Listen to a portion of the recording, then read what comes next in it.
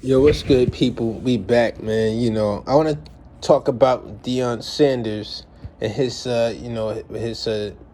this journey at Colorado, right, and what's going on. Because I'm in all the talk about it too. I want to talk about the talk.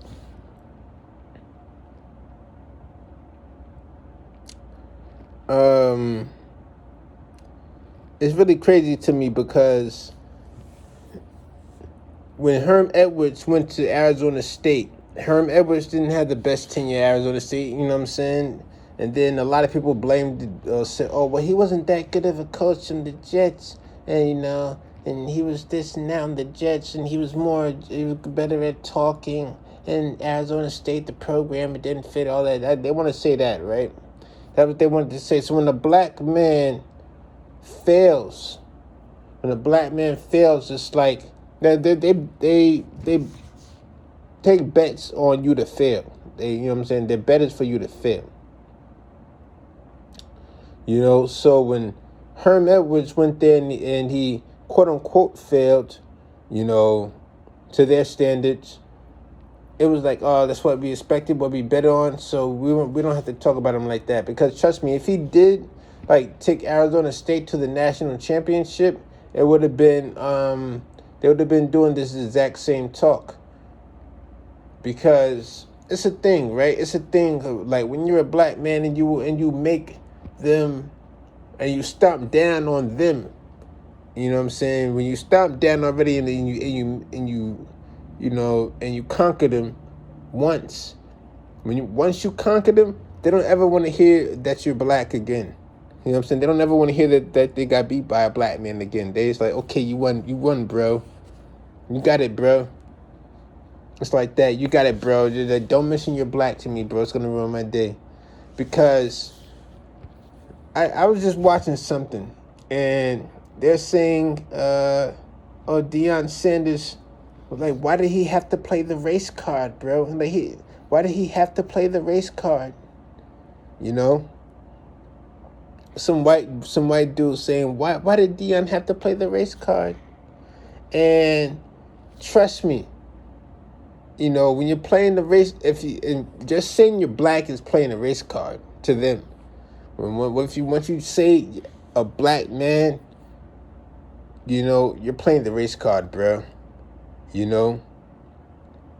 But trust me, if Deion lost that game and said a black man, and they wouldn't be saying why did he have to do that, bro? They wouldn't be saying that. They would try to show their supremacy by taking his side. That's the game that they play.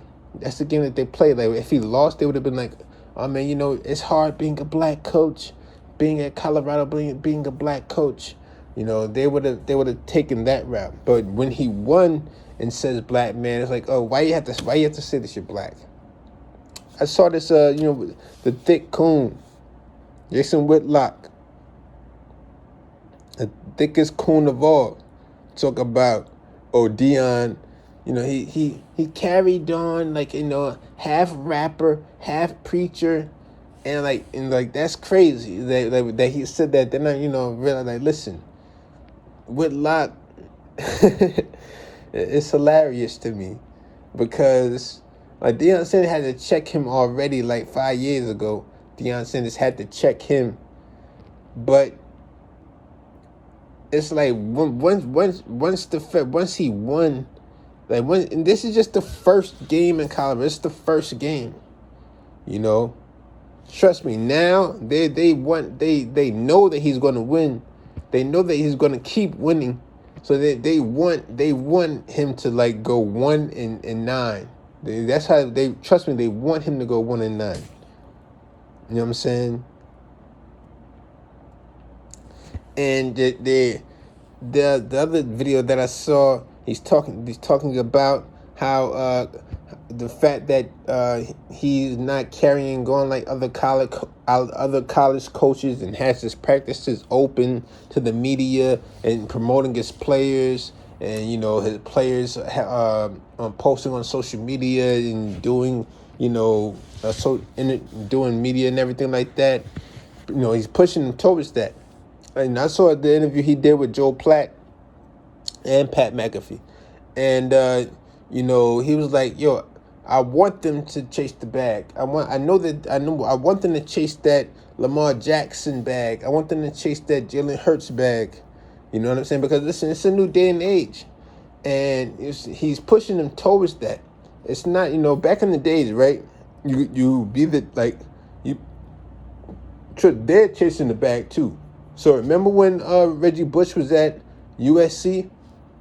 They didn't want Reggie Bush to chase the bag. They wanted Reggie Bush to be focusing on academics and focusing on his academics. But remember, Reggie Bush, his coach was Pete Carroll. So basically, it's almost like the coach and the player was competing because Reggie Bush was like, he should have went number one in the draft. He should have went number one. But they took Mario Williams that year. But right after Reggie Bush left, Pete Carroll left, and who is he coaching? The Seattle Seahawks. Pete Carroll was in the NFL before. He was coaching. I forgot who he was the coach of. The Browns or something. Like everybody get a chance to coach the Browns. So he was in the NFL before. Went back to college. So he wanted to get back to that NFL status, and he knew Reggie Bush was his way there. So he was not pushing and promoting Reggie Bush. Reggie Bush play on the field was like, oh man, we need this guy, right? Because everybody in the world knew that Reggie Bush was the number one player, right? But actually, I would have taken Vince Young number one, especially with Houston. Him coming from Houston. I thought Vince Young was like automatic, and that's what I would have did. But I'm not even going to go back to that because that was a travesty. But the fact that Deion Sanders is like promoting his players and pushing his players, like this is a guy who, and then having Warren Sapp come and speak to the players, and Michael Irvin speak to the players. What they're saying basically, they're like bowing down and they're scared because they know now college football has a new face, and college football is like back, and college football is back with a new face and in a new manner, because college football was dead ever since 2006. College football been dead, straight up. Ever since Adrian Peterson did the best that he could do, but ever since then, college football been dead. There's not been no must-see college football anywhere until now. Now there's must-see college football, and they're like so scared and they're bowing down. They're like, oh man, now players are going to be getting promoted and getting players. College football is going to be promoted.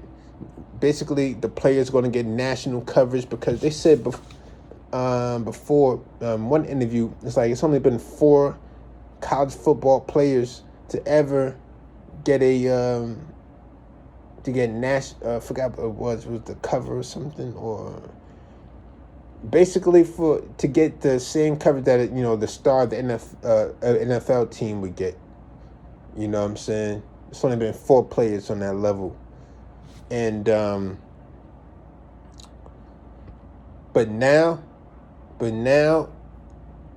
when you got Michael Irvin coming to talk to your team, Warren Sapp coming to talk to your team, Ray Lewis gonna come through. Who else was Deion Sanders' teammates, and not even just his teammates, his other people, other fellow Hall of Famers from the NFL. You get what I'm saying? This is who the young players are coming, to make a brotherhood with. You know what I'm saying? They're part of that now. You're a part of that when you go to Colorado now. And that's what they're scared of, and that's what they're like. Oh man, we really got to bow down to this. And that's that's what I was saying. That's what I was saying when Because I see a lot of people like they don't speak on like the point of leaving that in the past, but what he did for Jackson State. But I don't want to just leave the HBCUs out there because that puts them back to where they were before. But I don't think they realized who they had. I don't think they realized who they had. You know what I'm saying? Like when I saw Deion Sanders was going to coach Jackson State, like HBCU, I don't like that was so crazy to me. That was so crazy to me. Like I don't think those players who played for him all of, like those 2 years are like now they've been elevated to the top of HBCU football. I played for Deion Sanders at Jackson State. Whatever position, whatever you did, you played on that. You played on that team. You should now be elevated to the top of football in HBCU in that category. You know, because like it's not just Deion Sanders. People looking at just the fact that they know a name. It's not about just the name. It's the fact that okay, this is a NFL Hall of Famer that we're dealing with for the NFL Hall of Famer. When you're dealing with an NFL Hall of Famer, you realize what the Hall of Fame is in the NFL. Like the NFL Hall of Fame is different than any other Hall of Fame. You know what I'm saying? I know, you could like have your problems with it and everything like that, but we know that this is like something super prestigious. Super prestigious. You get what I'm saying? It's like, so with Jackson State, what I hope, because I think that they had to see, but matter of fact, the season ain't over yet because they got Nebraska coming up on Saturday, right? And trust me, everybody's gonna see like the views go up, the views are gonna go up and everything. Watch, But with Jackson State seeing, what's going on and everything right now, like this should encourage other former NFL players. Like if you want to coach, you know what I'm saying, maybe starting at a HBCU, you can start at a HBCU. Maybe that's the pipeline that you can get from that. Eddie George already coached at Tennessee State. Eddie George, rushed for over 10,000 yards he got. Oh yeah, over 10,000 yards, Eddie George. Even though, yes, we know that he averaged like 2.4 yards a carry, but Eddie George is a great. You know what I'm saying? Played with Steve McNair, who went to a HBCU. You know what I'm saying? When he went to a Super Bowl, but it's like listen. I think, oh yeah, hold on. Let me get to this point. When Deion Sanders talk about how Florida State said when he took his son to a visit, and his son told him, yo, I'm done with this. And yeah, I'm done with this. I don't ever want to come back here again, right? And now that college sees that they could have had Deion Sanders as a coach because he went to Florida State. He went to Florida State. They could have had Deion Sanders and the quarterback. You know what I'm saying? And his other son, the cornerback. You know what I'm saying?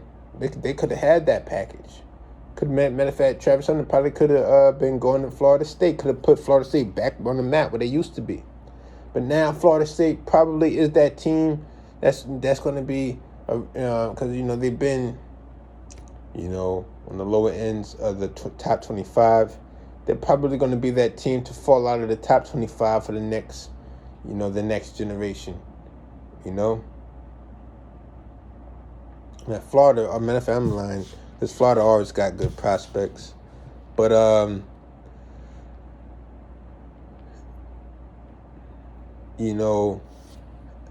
my thing, I would champion Ryan Clark being a coach somewhere. I think Ryan Clark, I know that his podcast is dope and everything he's been doing in the media, but I think Ryan Clark should be I don't know if he wants to go, I don't know if he wants to or anything like that. It's just the fact of how when I listen to him when he talks, I think Ryan Clark would be a good coach.